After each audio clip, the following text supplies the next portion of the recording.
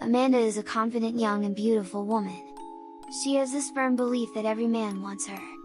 She had many relationships before, but they only lasted for weeks or a couple of months.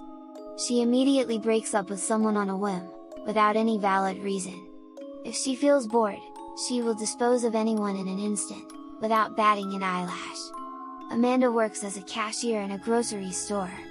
She always carries a big smile, especially if the customer is a man.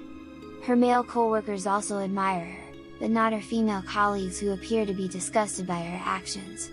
Amanda thought that they are just jealous and envious, because every man swarms around her. She never invests emotions whenever she is with someone, because for her, everything is a game. But everything changed when David started working at the store.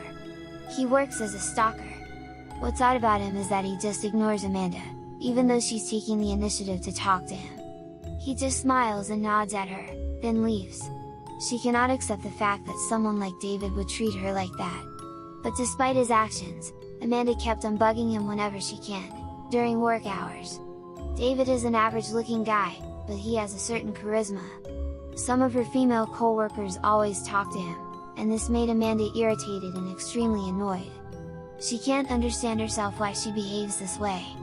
It's the first time that she felt something like this. It's as if she is under a spell. She just knows that David should be with her at all costs, and that no female colleague should talk to him, or even come near him. Weeks have passed and David still doesn't talk to Amanda, and this made her insane. Everyone at the store have noticed a sudden change in her. She's not the confident Amanda anymore.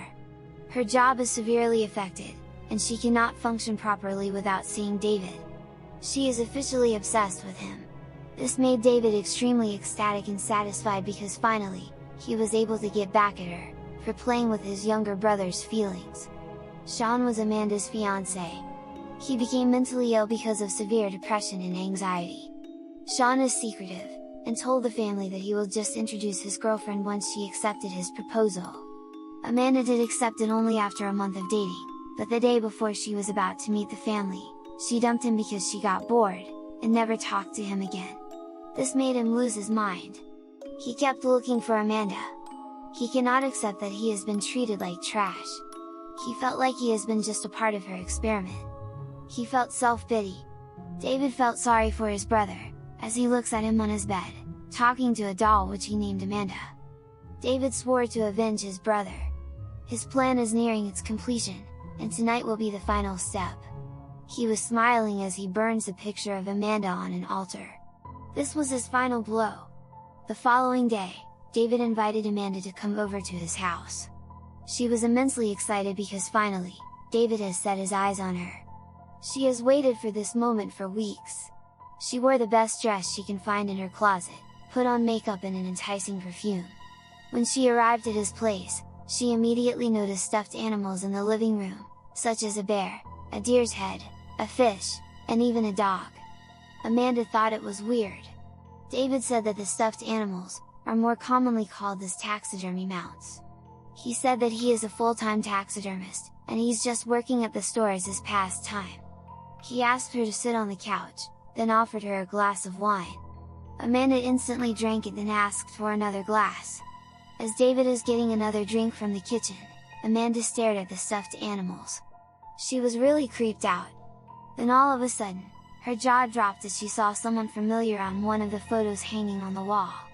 She stood up and stared intently at it. She can't be mistaken, it was Sean. And right beside him is David. She panicked.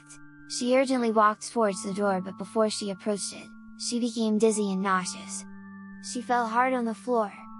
She asked for help from David, who was approaching her, but all he did was stare at her, smirking.